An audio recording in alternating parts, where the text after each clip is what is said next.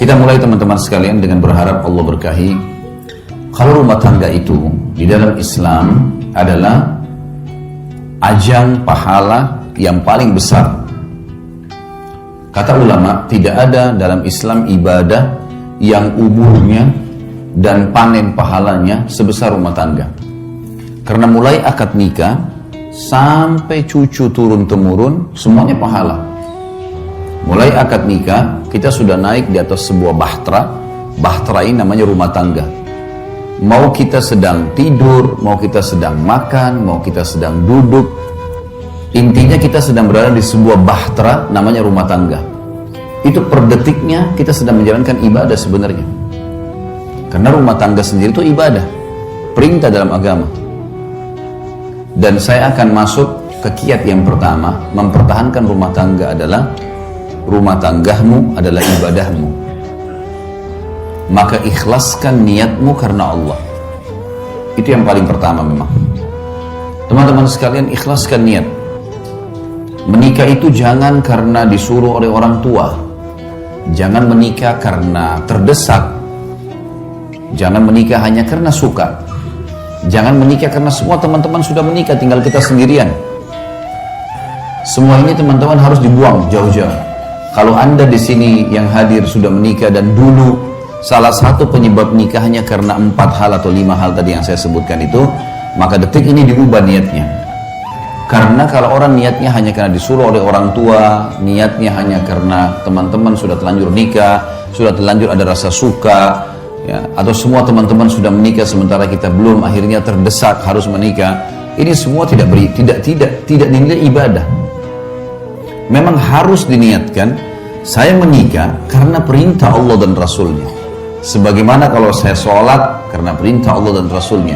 Sebagaimana kalau saya puasa Ramadan karena perintah Allah dan Rasulnya. Saya haji dan umrah karena perintah Allah dan Rasulnya. Coba bayangkan kalau ada orang pergi haji, tujuannya dari awal niatnya adalah belanja. Misal, nanti kalau saya di Mekah saya mau belanja ini, saya mau belanja itu, kalau saya di Madinah mau beli ini dan seterusnya. Dicampur baur antara niat ibadahnya sama niat belanjahnya. Bahkan ada orang karena niatnya belanja, pada saat umroh buru-buru mau selesaikan. Gak dinikmati tawafnya, gak dinikmati sa'inya, gak dinikmati zikirnya, doanya, buru-buru. Bagaimana selesai, masuk pasar belanja. Beda dengan orang dasarnya niatnya ibadah. Orang kalau niat ibadah Bapak Ibu sekalian, maka semua jadi mudah. Saya kasih contoh. Kalau ada orang pergi haji, niatnya ibadah, haji itu capek loh. Berangkat dari Jakarta saja misalnya ke Jeddah 9 jam. Belum masuk ke Mekah sejam 2 jam sampai di hotel. Belum kita harus tinggal di Mina, di kemah, jumrah, panas matahari, desak-desakan sama orang. Kemudian juga ada Muzdalifah, ada Arafah.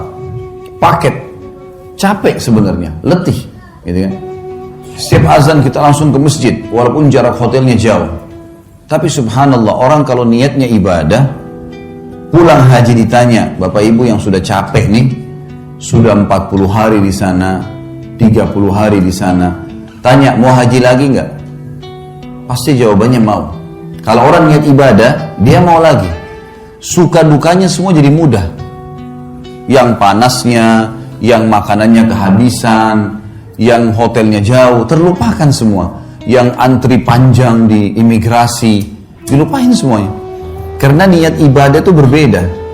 Orang kalau bangun sholat malam, dia niat memang ibadah karena mau berkomunikasi dengan Allah, mau beribadah kepada Allah. Lain dengan orang yang hanya kebetulan pasangannya bangunin supaya dia bangun sama-sama.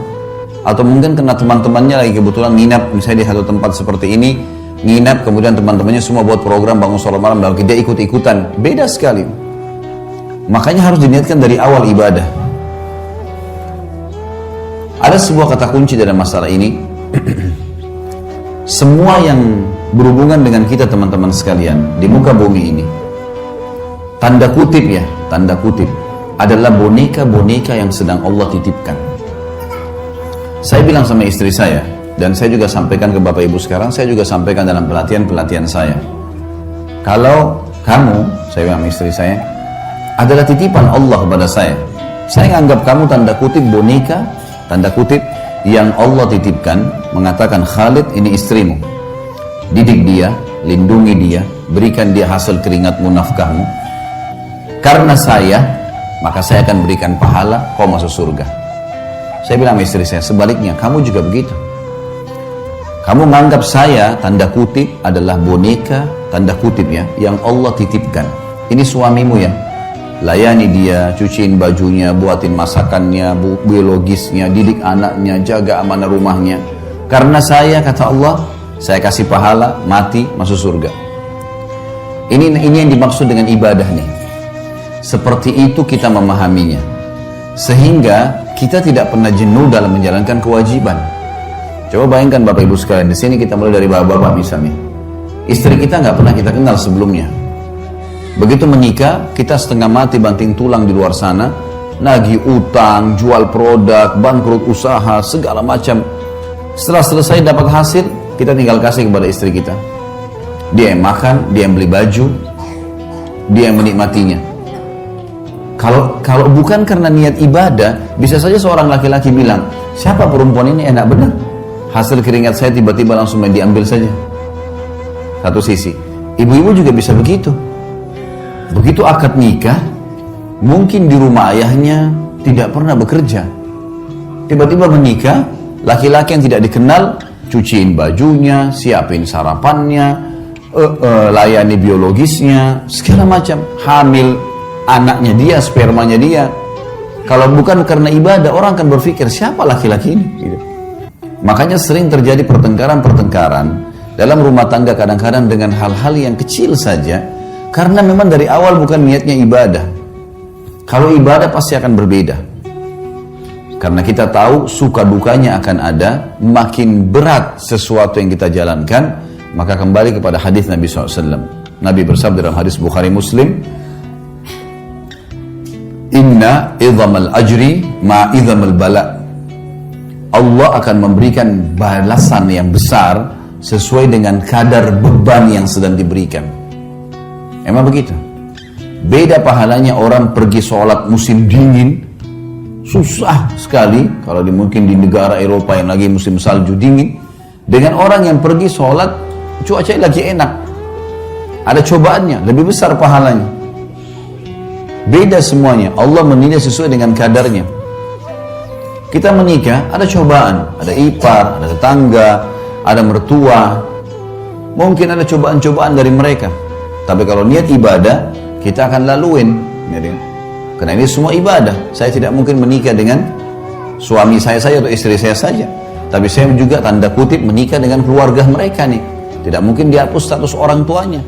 Makanya banyak orang kalau tidak niat ibadah, mertuanya kalau datang, mungkin karena mertuanya cerewet misalnya, maka dia menganggap tidak usah datang deh. Bahkan tidak mau ikut sama suaminya atau sama istrinya kalau mengunjungin mertua. Bagaimana caranya kita hapus status mertua itu, status orang tua dari pasangan kita? Nggak mungkin. Bagaimana caranya kita hapus status saudaranya yang merupakan ipar kita? Selamanya itu status nggak bisa dihapus. Tidak ada mantan orang tua, tidak ada mantan saudara, gitu kan? Maka ada orang yang tidak bisa menerima ini hanya karena cobaan-cobaan yang ringan. Permasalahannya karena dia tidak jadikan ibadah. Mertua cerewet, ya sudah, konsekuensinya. Cobaan sedang ada, sederhana dalam Islam. Sabar, terima sabar. Layani apa yang kita mampu, niatkan ibadah. Jadi mudah semua kalau ibadah itu. Ini kita dicerewetin segala, ya sudah, kita tenang aja. Ada yang kita perlu jawab, kalau enggak usah. Sabar itu adalah menerima takdir Allah. Kita bangun pagi, flu. Sabar, gimana caranya? Terima dulu flu itu sebagai takdir Allah, lalu kemudian ikhtiar, cari jalan keluar. Nah itu sabar. Berarti kita bukan berarti tidak sabar kalau kita malah ikhtiar. Kita menerima keadaan, kita nasihatin, coba kita layanin, bersabar. Allah maha melihat kok. Niatin ibadah ini penting sekali. Kalau sudah diniatin ibadah, semua akan mudah kita laluin. Semua akan mudah kita jalani. Kalau namanya ibadah, Bapak Ibu sekalian, pasti akan ada gangguan-gangguan. Karena syaitan musuh kita tidak mau ibadah itu berjalan. Pasti akan digoda. Ingat sabda Nabi SAW dalam hadis sahih, iblis, pemimpin syaitan, memiliki singgasana di lautan. Memiliki singgasana di lautan. Setiap hari anak cucunya melapor, saya baru membuat orang bertengkar, saya baru membuat orang berzina, saya baru membuat orang minum khamr, dan seterusnya. Sama iblis dianggap biasa, sampai datang anak cucunya yang mengatakan saya baru menceraikan suami istri. Kalimat ini membuat apa? Iblis mengambil cucunya tadi yang melapor menceraikan suami istri, didudukan di sebelah singgasananya, diberhentiin tugas. Artinya ini prestasi tertinggi. Sampai ulama mengatakan, kalau di luar rumah kita digoda dengan 10 syaitan, maka dalam rumah bisa 1000 syaitan. Bisa saja, mungkin karena istri terlambat buatin minuman, sudah cukup si suami marah, meninggalkan rumah dan tidak ngomong 2 hari. Bisa saja, suami lupa memberikan pesanannya istri, sudah cukup untuk bertengkar, 2 hari nggak ngomong, bahkan sudah bisa mengucapkan kalimat cerai. Godaan syaitan besar, karena ini ibadah. Kita kalau mau bangun sholat malam digoda sama syaitan, kau masih ngantuk, kau masih begini, kau masih begitu. Ya kita harus bisa melawan itu. Karena syaitan hanya seorang marketing yang menawarkan produk dia, yaitu tinggalkan ibadah. Itu produknya, bagaimana dia bisikan segala macam hal supaya kita tidak melakukannya.